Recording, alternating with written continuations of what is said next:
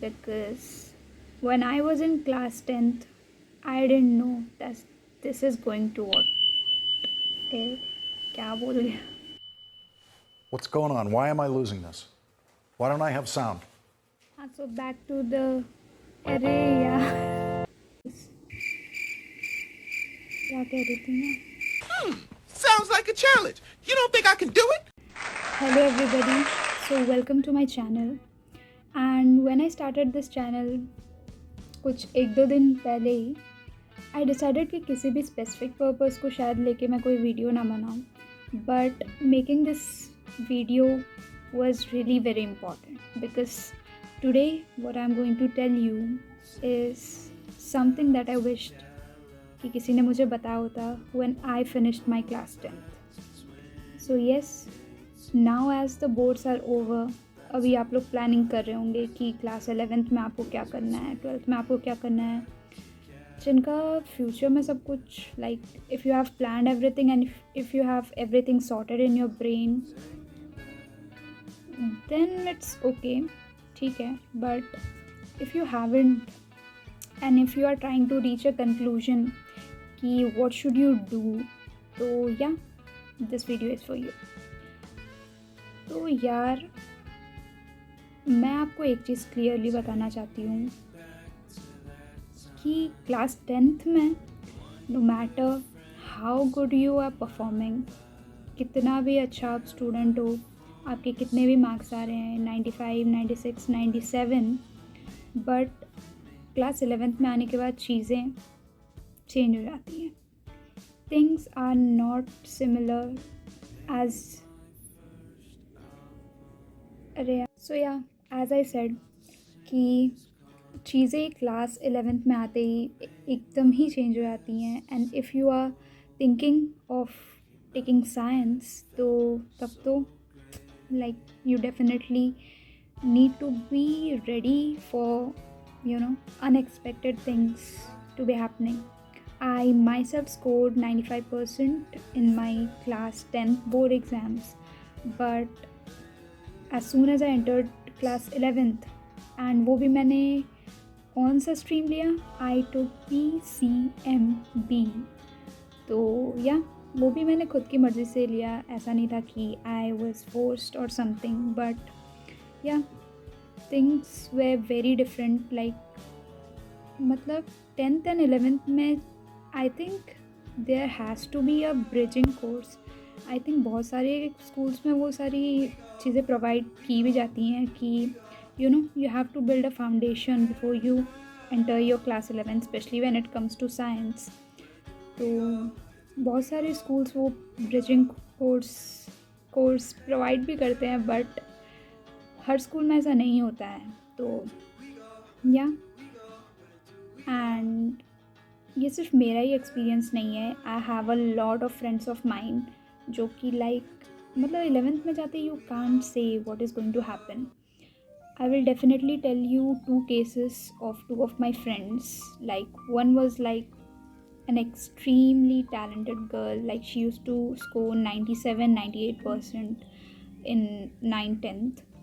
But what happened to her in class 11th? And there was this girl, a friend of mine, who I guess scored some 89 or something in class 10th.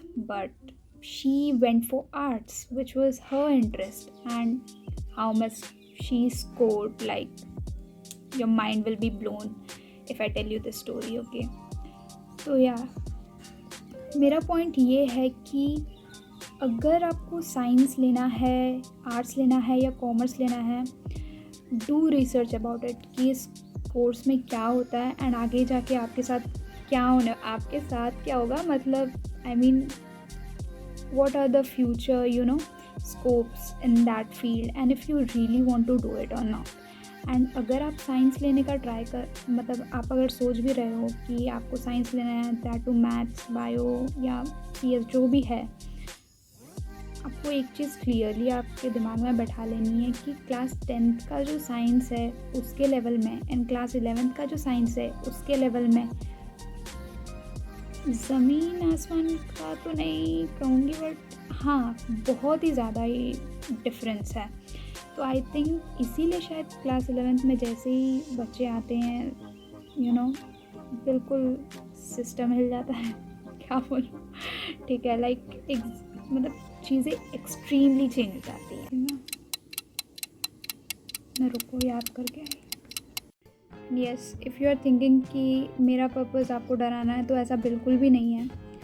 And ऐसे भी बहुत सारे cases हैं जहाँ पे like मतलब जो भी मेरे क्लासमेट्स वगैरह थे, उनके 10th में एज सच कुछ खास नहीं आए हैं। They were at 70s 80s, but class 12th में पहुँच के when they took science they did extremely very nice। तो चीज़ें ऐसी भी होती है कि maybe science is the field like that जिसमें आप अच्छा परफॉर्म कर सकते हैं। So yeah it completely depends upon you. Just know कि yes, if you are choosing science then you have to work hard।